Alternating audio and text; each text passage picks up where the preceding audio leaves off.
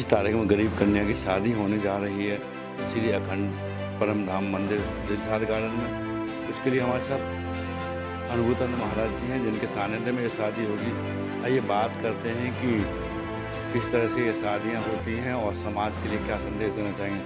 महाराज जी, बात का इस तरह देखा जा रहा है कि गरीब कन्या की शादी आपके सानिध्य में हो रही है, क्या कहना चाहेंगे? आप पहले भी आपने कितनी शादियाँ कराई हैं और आगे क्या कहना चाहेंगे? मैं हमेशा इस बात के पहलू पर विचार करता रहता हूँ कि देखिए, हमारे समाज में समानता असमानता का भाव कब से चला आ रहा होगा मुझे नहीं पता। और हर व्यक्ति कुछ न कुछ अपने लिए जीवन में अच्छा जीना चाहता है, सबके अंदर मन में होता है।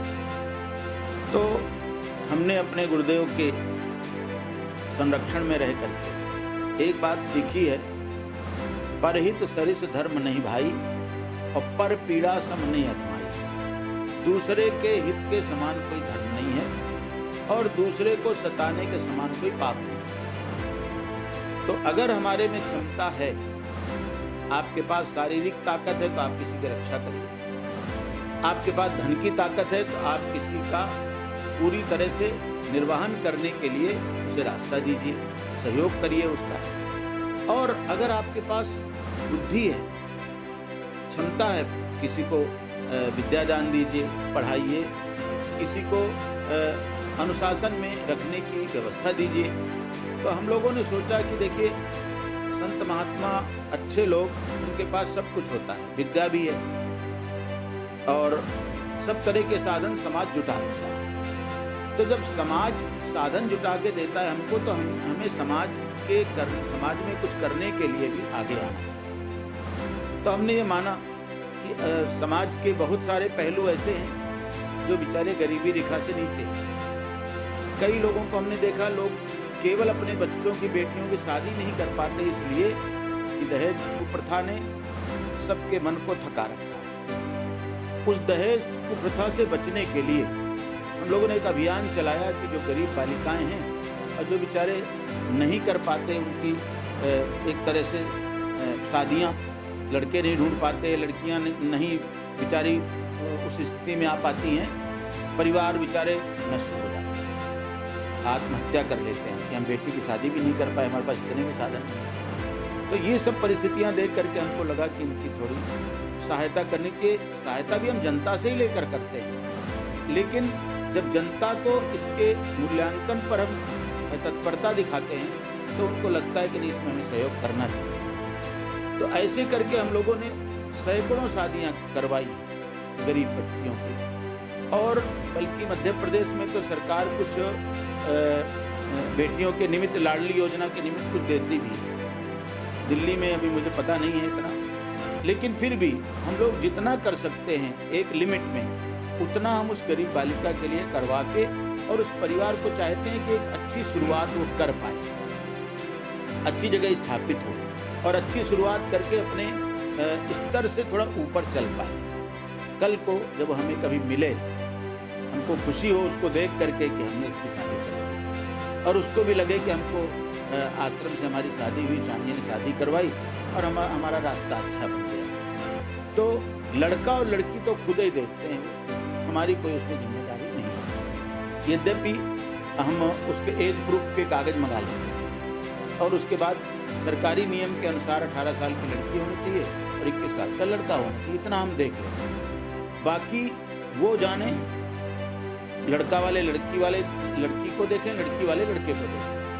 हम तो केवल जो व्यवस्था हम जुटा पाते हैं, जो हम कर पाते हैं नियमित, उसको हम करके देते हैं। उनके लिए सामान है, डबल बेड है, गद्दा है, तकिया है, रजाई है और जैसे कंबल आदि हैं, बेटी के गहने वगैरह हैं, बेटे के कपड़े हैं, ये और ट्रंक है, ये क्या बोलते हैं इसको, अटैची है, अलमारी है, बहुत सारी ऐसी चीज़ें हैं जो उनके रोज़ के काम की। सिलाई मशीन है, साइकिल है और अन्य साधन जो भी, बाल्टी, लोटा, ये सब बर्तनों का सेट, ताकि उनको अपनी तरफ से घर जा कर के ये न सोचना पड़े कि ये हमारे घर में नहीं है। तो ये हम करके जनता के सहयोग से, और अभी 25 तारीख को भी दशहरा है, और दशहरे के दिन हम सोचते हैं 9 दिन तो नवरात्रे हैं, सब लोग देवी पूजन करते हैं और बाद में कन्या भोजन कराते हैं। तो हम सोचते हैं कन्या भोजन चलो वो भी होगा, भंडारा भी होगा, लेकिन हम चाहते हैं कि उसमें कुछ एक ऐसा नेक काम भी हो जाए जो एक जीवन के लिए कम से कम आदर्श बने, और वो अपने जीवन को अच्छा बनाने में हमारे सहयोग की एक तरह से अभिलाषा लेकर आए हैं, तो हम उसको पूरा करें। ऐसे करके वो शादी 25 तारीख को 10 बजे से लेकर 1 बजे तक लगभग ये सब कार्यक्रम रहेगा।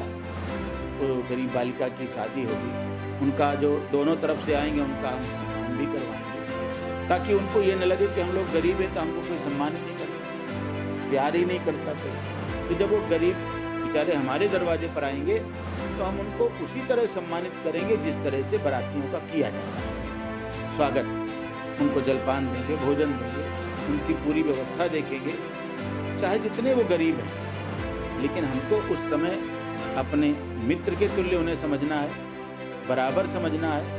उनके मन में कोई ये फीलिंग ना आए कि हमको किसी तरह से इन्होंने छोटा समझा। तो एक स्वाभिमान उनके अंदर भी जगे, भाई हम भी समाज के व्यक्ति हैं और समाज में हमको भी सम्मान है, और समाज के प्रति यही दृष्टि सबकी अगर हो जाए तो धीरे धीरे इन लोगों में जो अंदर से कुंठा है, हीनता है, ये सब निकल जाएगी। अब आजकल देखने को ये क्यों मिलता है, क्योंकि एक दूसरे से लोग टूट रहे हैं, कट रहे हैं, भाग रहे हैं। उसका कारण क्या है? क्योंकि सुविधा और सम्मान, दो चीज़ें सबको चाहिए।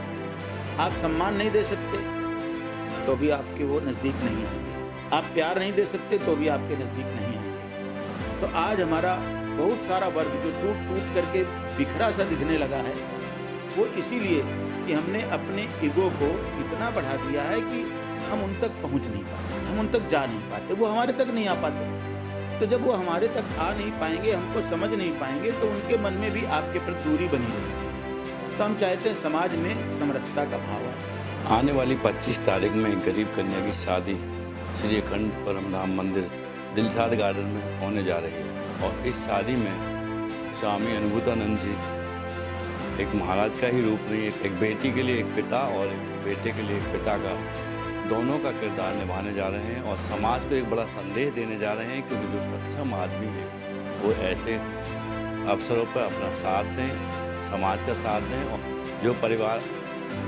कन्याओं की शादी कराने में असमर्थ हैं उनके लिए मददगार बने। बाकी अगर जो हम सभी इस तरह की सोच रखें तो समाज में कोई भी परिवार ऐसा नहीं होगा, किसी की बेटी ऐसी नहीं बचेगी जिसकी शादी करने में परिवार को दिक्कत आए और उसको एहसास हो कि मैं अपनी बेटी की शादी नहीं कर पा रहा हूँ। तेज निगाह चैनल भी आपसे अपील करता है कि समाज के अंदर इस तरह की कुरीतियों को दूर करें, और जिस तरह जो भी ऐसे परिवार हैं उनकी बेटियों की शादी के लिए सभी आ गए हैं। कैमरामैन प्रिंस के साथ योगेश सोलंकी, तेज निगाहें, दिल्ली।